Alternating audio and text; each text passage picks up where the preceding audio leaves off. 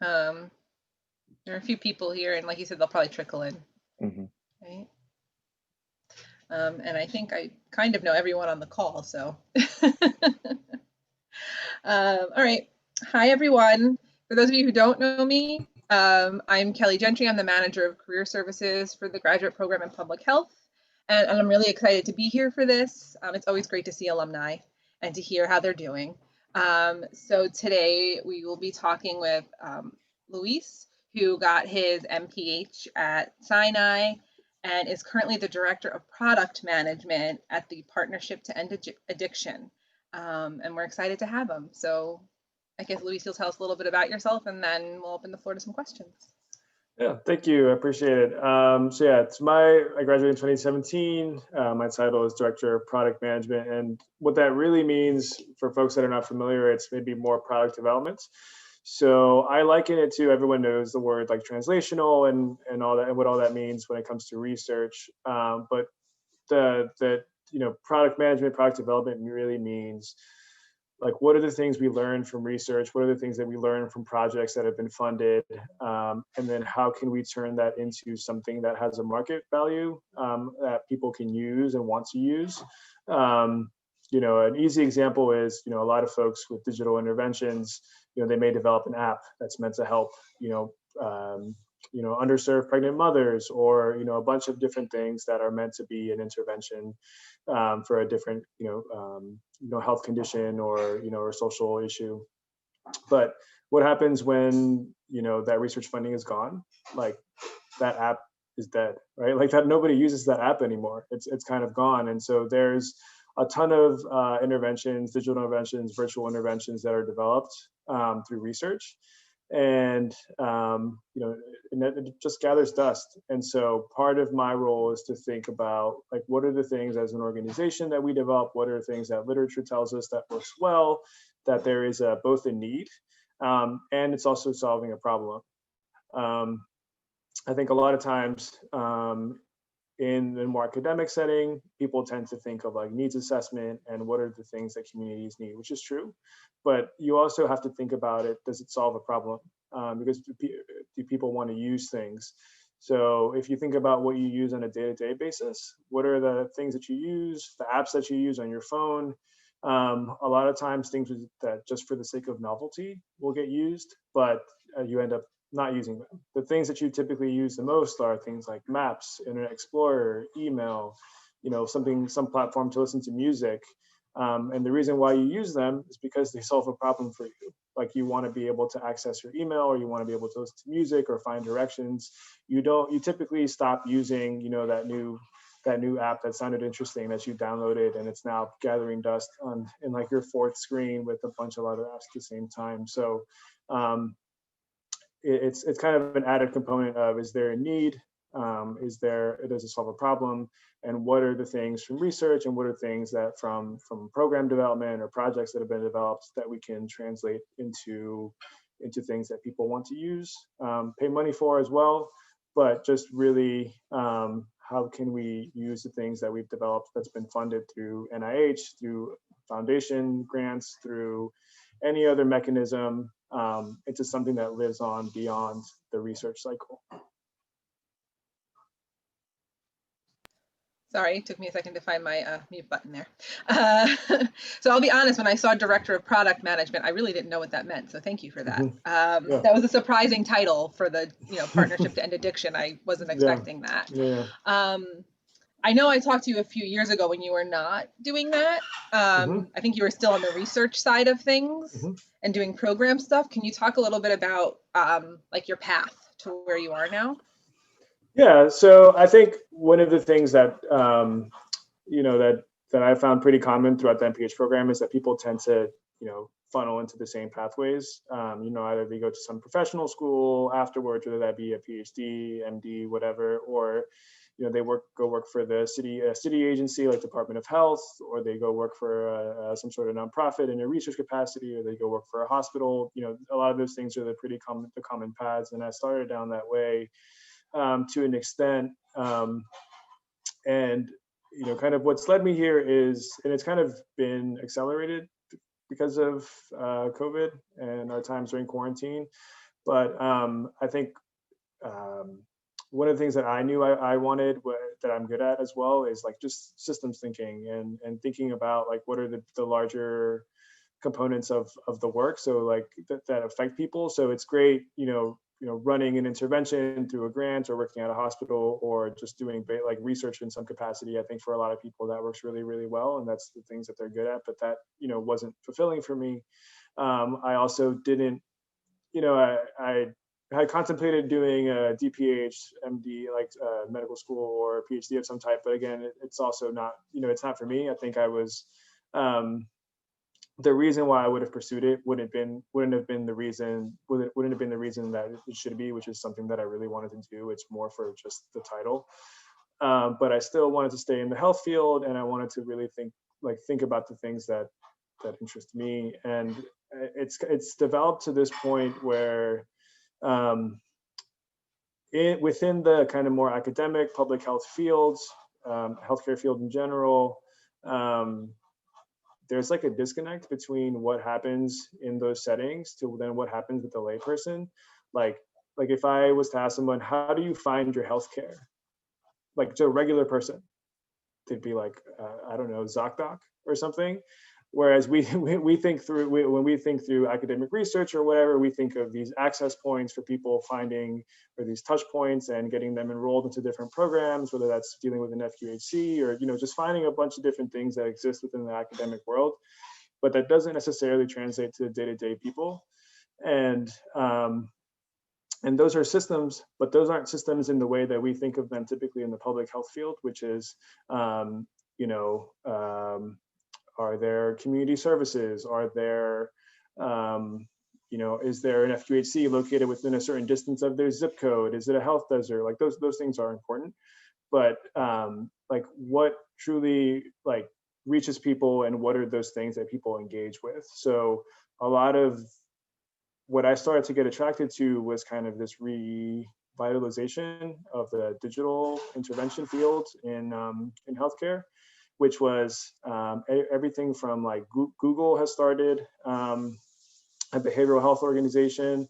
They have sites in Brooklyn and others where they're trying to revamp the way, behavioral health care, mental health, and SUD is done, to, things like Roman and other organizations that are doing like, virtual visits for like prescriptions and things like that. So there's a like a big investment in organizations and companies trying to get into the healthcare field that think of it as in a different way than academia does, and in some ways a more efficient way. One of the stats that's always touted is, particularly with people with substance use disorder, is that only about like 10% of people with substance use disorder ever get treatment, and that's partially a failure of the system to engage those people. But it's thought of, but it's typically the way you engage people is, it's the way it's thought about in a way of like, there's not enough clinics, or there's disenfranchisement with different populations, so they don't seek treatment. But it's also, but the other side of that is thinking about like, the healthcare system doesn't operate the way businesses do that have high engagement. So if you think about businesses like Instagram or just companies that Peloton, that have really high user engagement, there's principles that they use to attract people to essentially their wants and to things that they don't necessarily need to keep them engaged. So a lot of those principles aren't applied in the healthcare field. So a lot of that has been accelerated, like I said, during COVID. And so, for example, one of the easy things is like virtual visits. A lot of smaller FQHCs, smaller primary care or substance use facilities or chains that are not big hospitals didn't have a lot of investment in that. And so that limited their ability to engage the demographic and the population they're trying to serve, because they're just not quite as innovative as maybe they should have been. And so thinking of these different ways to really engage people outside of the typical way that we do in public health is kind of what spurred me. And so it's kind of tied into this work of what are principles that are used outside of the healthcare field, outside of the research field, to really engage, improve care for people, and make sure that they have access and utilize services that are appropriate for them.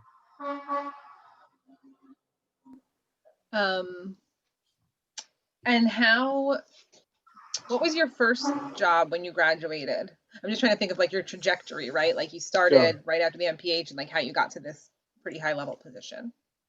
Yeah, while I was doing the MPH, I had like 2 internships at one time, so I think that's also kind of helped.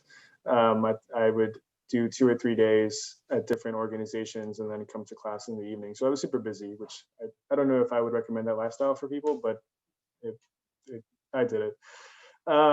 So I kind of just got a lot of experience while doing the program, which I think was beneficial, and I think that always sets you up well. The types of work that I did were a little bit different. I did a field research position at the New York Academy of Medicine. I was a research assistant at a startup nonprofit called Vital Strategies, which does a ton of work with the Bloomberg Foundation as well. And I also did one more, which I am blanking on, but it's still very important. And so then after that, I got a job at NYU Langone in the population health department. And so in some ways, that transition was important as well, because population health really gets you thinking about systems and the things that people deal with that surround them, not just specific interventions. And from there, I moved on to the organization I'm at now. It used to be, we've rebranded, but they used to be the National Center for Substance Abuse and Addiction.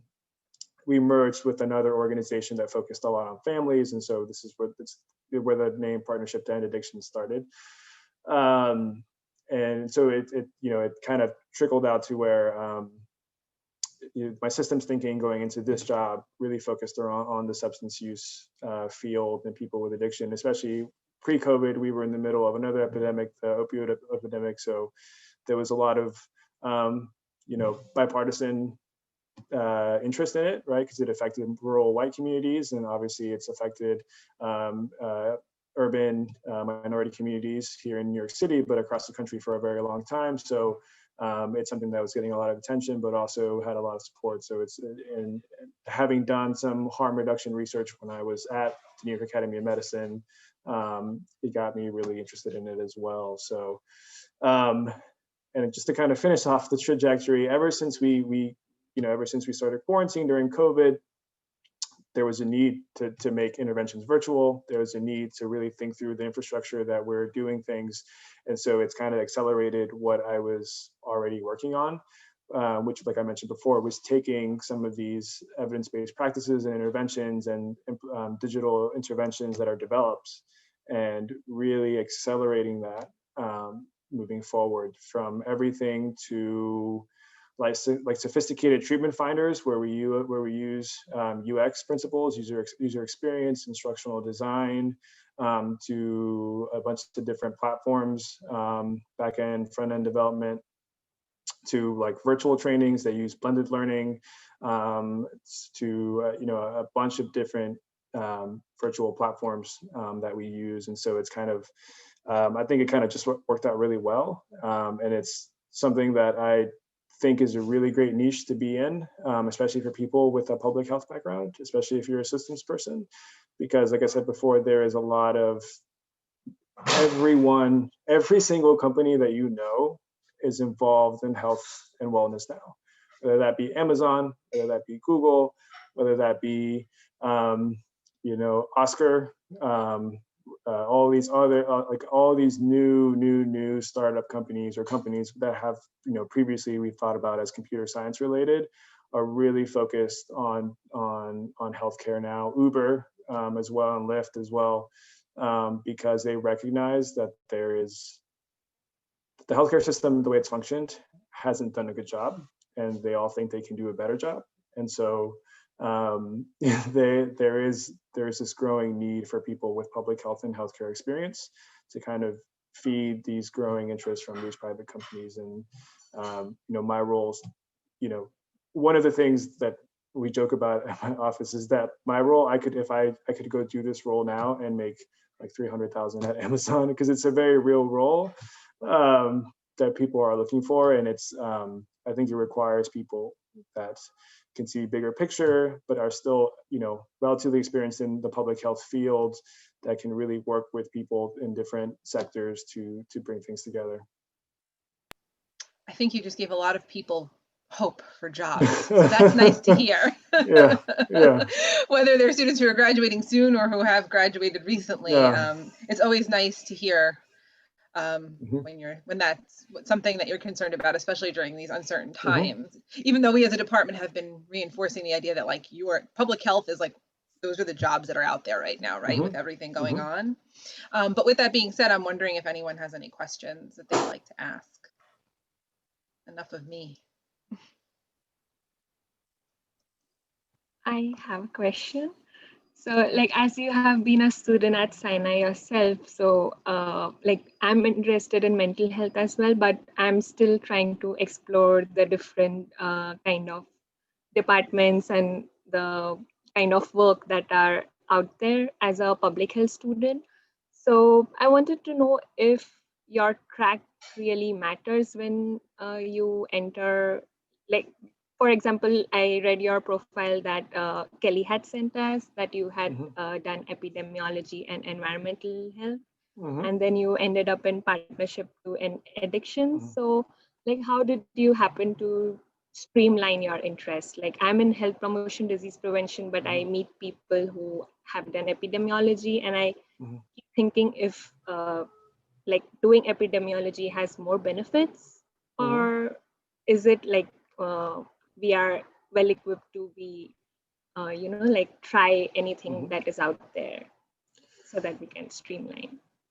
Yeah, I mean, I think to be honest, I think the way Mount Sinai does it is really great. I think they give you a really good flexibility to do the stuff that you're interested in, which is really great. I think to the extent that you want to learn a skill, it matters. I think if you want to focus on epidemiology or biostatistics, and you just love data and you really invest in getting that skill set, then I think that's valuable, because being a data person almost in any field is valuable. And I think if that's something that you really want to do, that's great. I think if that's maybe not the career path that you want to go, and you really are unsure of like kind of what you want to focus on, but you kind of just enjoy certain principles of like health promotion, for example, I think it doesn't quite matter as much. I think it's just being able to see the kind of systems thinking, which I think a lot of these different programs do. I think for me, environmental health, I will say the fact that I did epidemiology and I have somewhat of a stats background now is always helpful in the stuff that I do. Not that I do a lot of heavy stats data analysis type stuff. I manage teams where, we have data analysts, we have people that focus on design, people that focus on, coding and different things like that. So, but it is helpful to be able to have that perspective, even though it's not something that I do, because it's not really something that I wanted to do. I just wanted to be exposed to it. With environmental health, I think environmental health was also attractive to me because it just kind of fed into the systems thinking of stuff, right? So a lot of times environmental health can be very specific, it can be lead and water, but it's also thinking about the greater things that exist outside of a person's life that affect their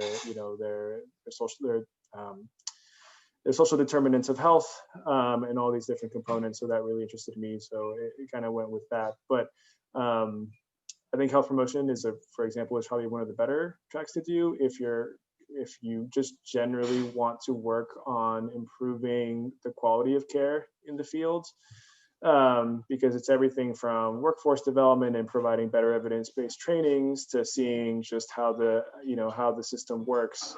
I think one of the biggest issues in the SUD field is the workforce is very underdeveloped, and it has a lot of turnover.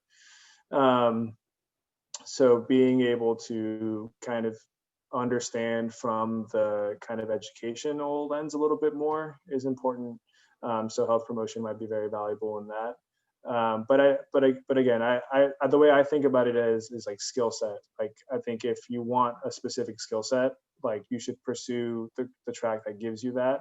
Otherwise, I think, work within the freedom that the program gives you to kind of explore a little bit of everything to give yourself an opportunity to figure out where you want to go, even if you have an idea of like what content area or what focus area you want to do. Thank you so much. Of course. And also, it sounds like you made the most of your time as far as getting experience, right? So you had a lot of different experiences that probably influenced what, you figuring out what it is exactly that you wanted to do when you were done. And the skills you had too, that you probably learned during your internships and jobs. Yep. Alex, did you want to ask a question? Yeah. Yeah, kind of piggybacking off of that, Kelly. You kind of touched on this already, but I was just wondering what you came into the program wanting to do, like post-graduation, and based on what Kelly said, like maybe your internships shaped, or maybe like a course or the combination of the two shaped what you, or switched your trajectory based on those things. So I was just wondering if you can talk about that a little bit more. Yeah.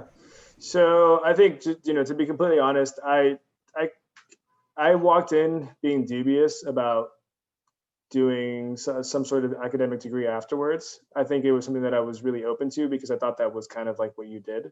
I think maybe I'm not the only person that thinks that, but I feel like, you're like, what's the next, what's the next degree that happens after the MPH and so forth. And this is kind of like a stepping stone that helps me. So that was part of it. It wasn't super strong for me, but I think what really did it for me was just being able to see, and through the internships especially, and the field work that I did as part of the summer program that Mount Sinai does, which shout out to that, is really great. And I hope people still do that and it's still active moving forward.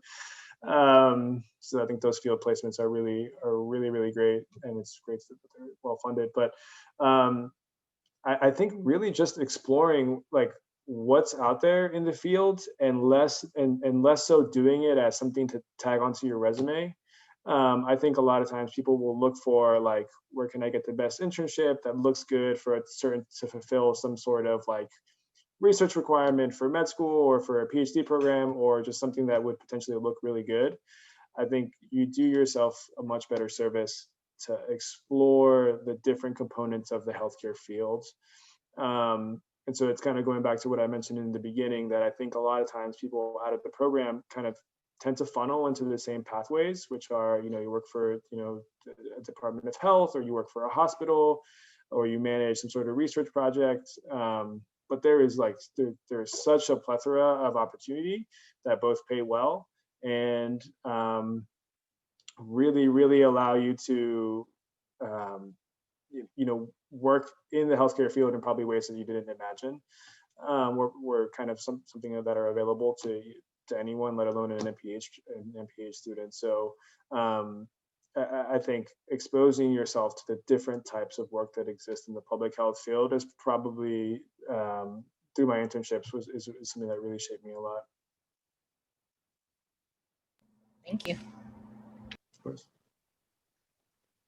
Someone just asked a question. So last week, Christine Cordelano shared an internship opportunity at Partnership to End Addiction. Do you know anything about it, or did she talk to someone else? She might have talked to someone else, but I probably know of the project. I can tell you what the title is. I don't know if you can shed some light on it. It's the Family Services Team intern.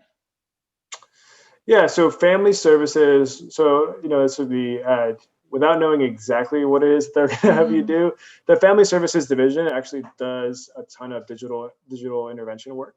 So they work on, I mean, we as well, but the main component of that team is they work on digital interventions, everything from text-based platforms to digital platforms on Facebook to, we have a helpline that's meant to help people in crisis as well, to find resources. But basically, the whole team focuses on what are digital interventions that can meet people where they're at, for people that are seeking help or support for family members. So again, going back to what we talked about, what I mentioned before, which is, and I learned this in the MPH program as well, is that you want to decrease the burden on people if you expect them to change behavior, or if you expect to engage them. So what's the best digital intervention that research shows works well? It's text. Text comes right to your phone. People can engage with it. People can, subscribe or unsubscribe as they choose. So one of the biggest things that team works on is, one of the newest things that they work on is their, it's kind of like a parent support tool through text.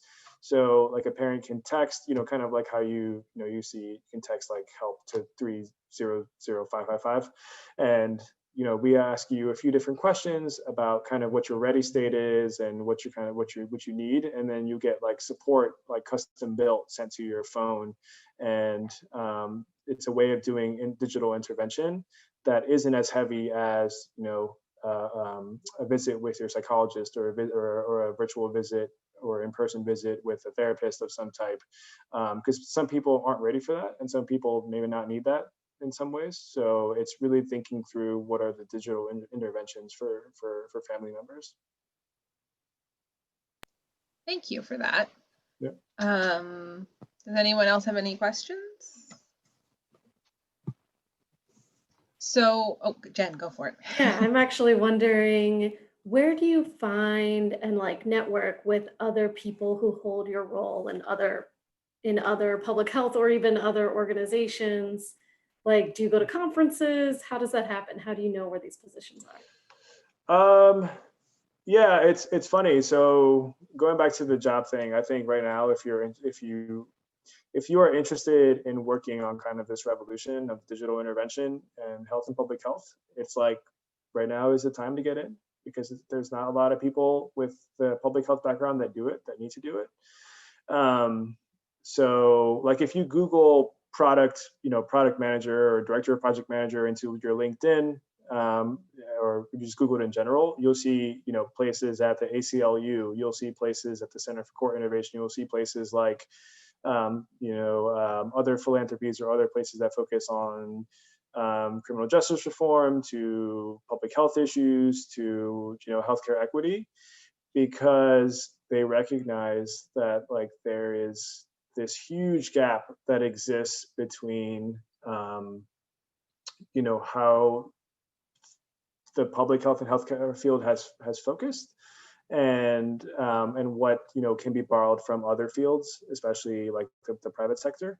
So you meet them at conferences, you can kind of meet them through LinkedIn, but because it's so new, there's not a lot of people that do it, but there is a growing need. So I would encourage anyone, if you're, even if it's not super clear what product management or product development is, especially within the healthcare or public health field, so do a quick LinkedIn search, and you'll kind of see from the descriptions and all that kind of stuff what it is. And I think there's a lot of people within the program, or recent graduates as well, that probably have a skill set. If you've spent years at DOH or anything like that, or a public health focused organization, there's probably a lot of skills that translate that people are looking for. Is there something specific that students should be looking at or thinking of technologically to be prepared for roles like that? Yeah, so it goes back to the systems thinking. I think one of the things that you have to realize is you don't have to be a coder. You don't have to be somebody that's super into computer science. You don't have to be a super data heavy person. You don't have to have gone to some other school for design. I think one of the things that people with content experience really benefit is that you can manage those teams, because you have the vision and you understand what the demographic that you're trying to help, what their needs are. Like somebody that went to Harvard for computer science has no idea what someone in an underserved community with very little access to healthcare really needs. They don't have expertise in it. So the role is thinking about systems, and so how can we put all these different elements together to build something. And so with my role, it's not that I'm familiar with every single platform that people use, every piece of software that people use, but it's all right, so we want to build this app that we know has worked and that we want people to use. So this is the problem we want to solve at the end of the day, right? Whatever that healthcare problem is. But so my role is managing that computer science guy, the person that knows design and can really make a good user interface for people to use and make it easy. So I manage them and get them to the ultimate kind of vision of what it needs to be. So it's just, again, being able to see the bigger picture, and just immersing yourself enough into the software to kind of understand it, like what it is. But that, again, going back to systems thinking and being able to be the person that leads the greater vision of what you're trying to achieve. Thank you. Does anyone else have any questions? So you said earlier that you did a lot while you were in the program, but what kind of tips or advice do you have for current students about like how to handle the curriculum and then APE and that kind of thing? Yeah, so I tried to do everything as quickly as possible. That was me, because it becomes a lot after some time. But yeah, and obviously, I'm sure some of the students, listening now, like their world is completely different than, when I was doing this. Like I didn't have to think about getting on the subway every day, or how to manage not seeing my professors every week. So it's just like a different world. But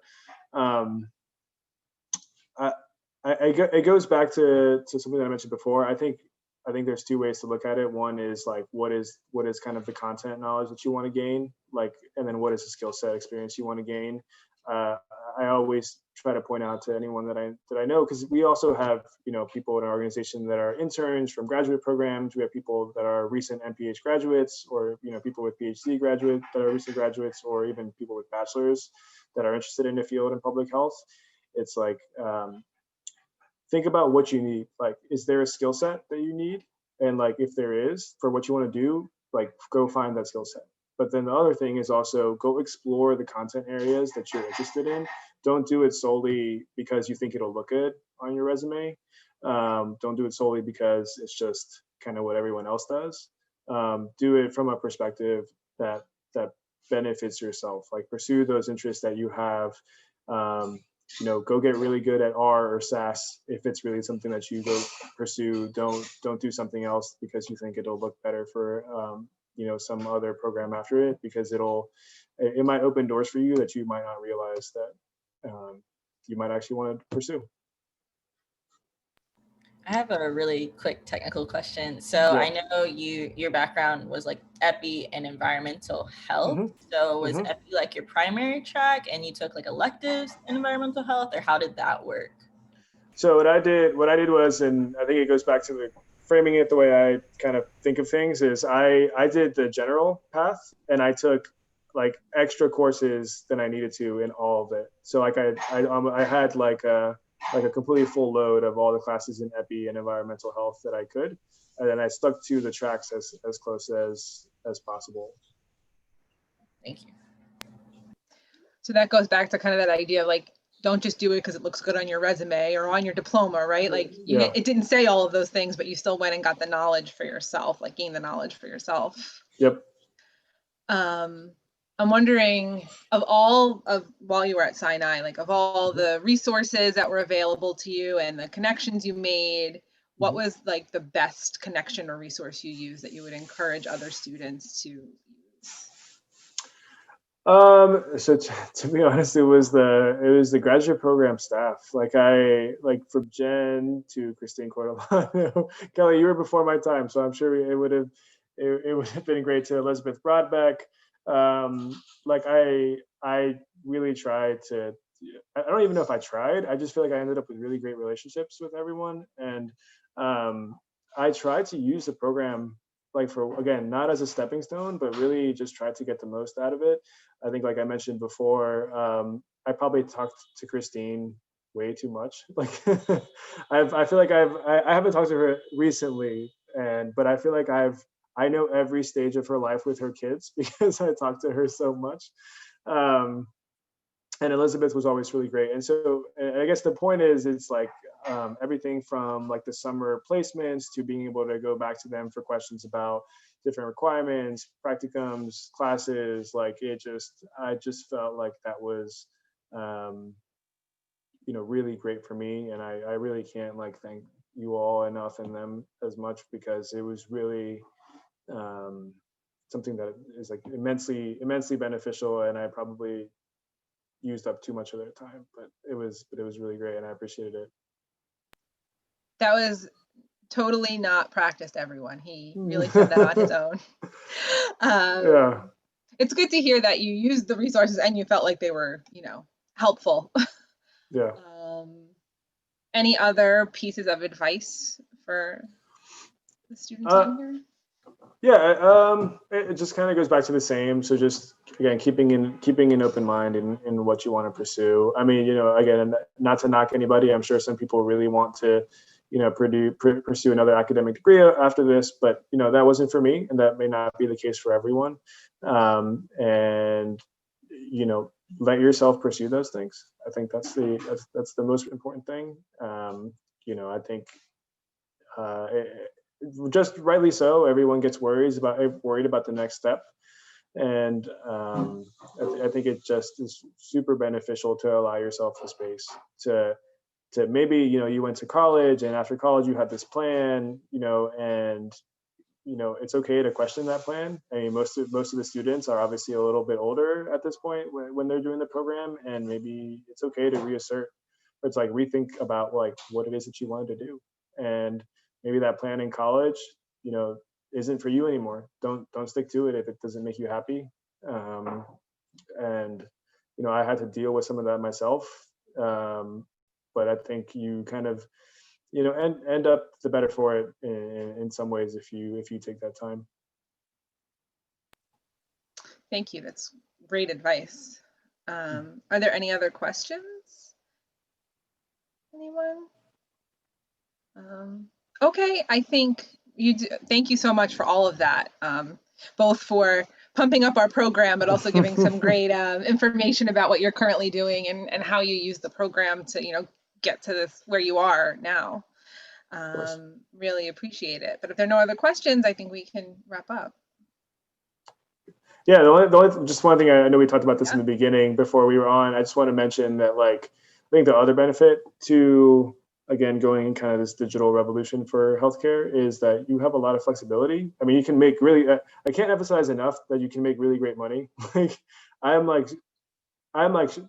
I'm shocked at the amount of money I make, considering I'm so recently out of school.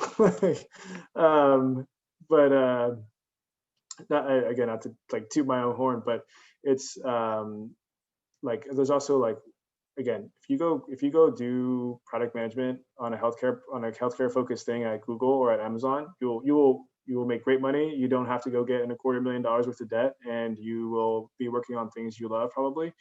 Also, just the flexibility in moving forward. Obviously, so I've been working completely remote since March. For some people that's not their thing, but for me, I love it. I know we'll be going to the office very seldomly, even 2 years down the line, once or twice a week. It allows me to really live like a really great lifestyle with my family, big companies like Twitter, like Google, they've already announced that they're going to do this permanently, and so it's another component of what you want at the end of the day. If you want a different career, that's more for you. But I enjoy spending time with my family, having a flexible work schedule, getting paid well, and then being able to just commute to the office when I want to. In some ways, my life and my schedule are my own. And so that's, another benefit of working within the healthcare field, but in a way that's not conventional, that, maybe would suit, some people better than others. So it's another thing to think about. Thank you. I have a quick question, I'm taking the introduction to public health right now with Dr. Cappy Collins, and he keeps explaining us everything, all the kinds of interventions we do on the basis of the Frieden's health impact pyramid. Mm-hmm. And I was just like, whatever you explain, I was just trying to place what kind of tier does partnership to end addiction target to work with, like in the I remember that pyramid. That pyramid is actually very important when it comes to digital interventions, because the goal is always to make things easier for people. It's the reason why you can't stop scrolling on Instagram. There's a reason why you can't stop, because they know that to make things easy, you're just going to keep using them. But yeah, I guess the platform that we really work is, and I'm going to blank on the name. It's not changing the default, but it's a tier just above that where basically you make it easy for people. I think that's, we can't change people like through digital intervention. In some ways, we can't fully change people's circumstances, but virtual visits, both primary care and mental health and other forms of behavioral health, makes it easier for people to reach and engage. So, that level of intervention, it's not a singular intervention. It really does make things easier for people to reach. And so that, has really far reaching implications for, their social determinants of health. Thank you so much for shedding light on that. Yeah. Okay, thank you so much. This was really great. I'm glad I was here for this. And I guess we have hands clapping. That's nice. Oh, thank you. Yeah, I guess we could just say goodbye. Thank you again, Luis. It was really great to see you in person. I've only spoken to you on the phone a couple of times, but it was great to Zoom meet you, which is what we all do nowadays. It was great to meet you all, and thank you. And I appreciate having a chance to do this. It's great. Thank you. Okay. Thank you. Yep, Right. thank you. Bye, everyone.